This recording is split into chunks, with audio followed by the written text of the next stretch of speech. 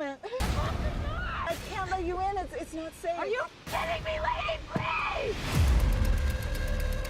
Greetings of this may concern. Christian Aguilar here, back with another movie review, and in today's movie review I'm going to be reviewing the horror movie called Sick. It's essentially a COVID slasher movie.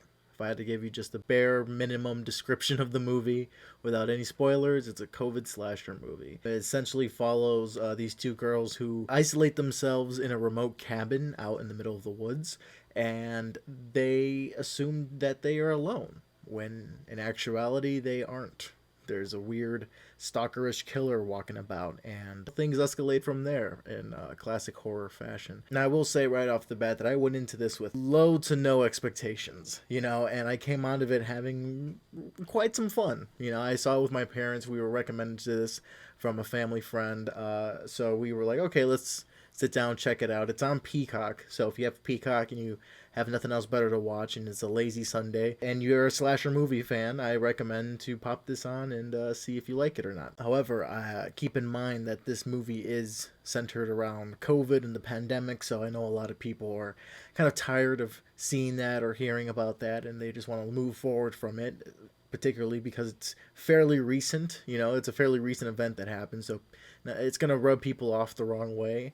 And I think that's one negative thing that this movie has surrounding it, is the fact that it is a pandemic-centric film. I think the story that they crafted out of this is a pretty creative and fun one in the end. But again, a lot of people will probably find it cheesy or it'll rub them off the wrong way.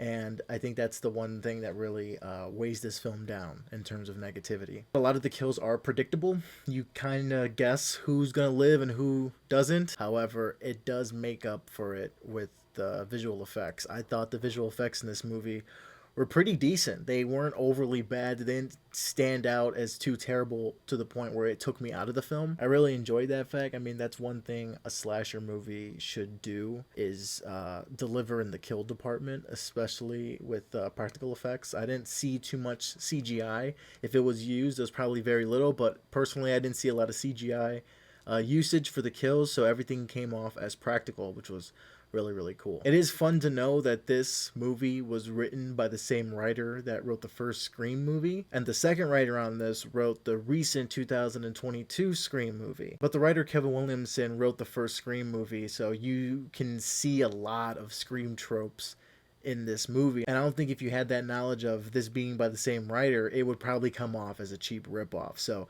know that it's by the same writer, hence why you get those Scream vibes in there.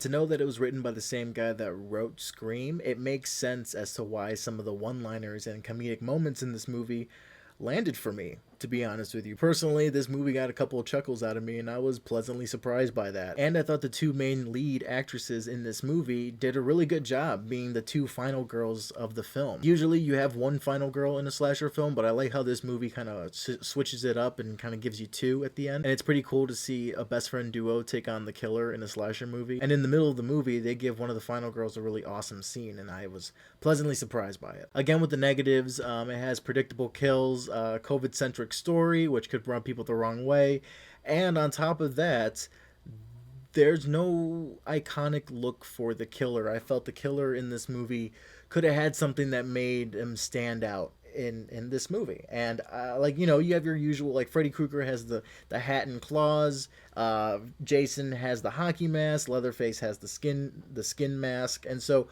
I just kind of wish that this killer had something more than just a surgical mask because it's COVID, right? It just comes off as a typical home intruder. But for me, as a slasher horror movie fan, I wish that this killer had something that made him stand out. So all in all, Sick is not the greatest of slasher films. It's not the greatest of horror films, but it does a decent job at what it's trying to do. I think personally the story overall was very creative and very fun for a fun slasher movie. I personally had a lot of fun with it, and I watched it with my parents. We were recommended to this by a family friend, and we just had a fun time. We're just nitpicking at certain things, yelling at the characters, because in typical slasher movie fashion, the characters do make stupid decisions in here. But again, all around, it was a fun time. Some of the funny moments did land for me, and I was pleasantly surprised by that.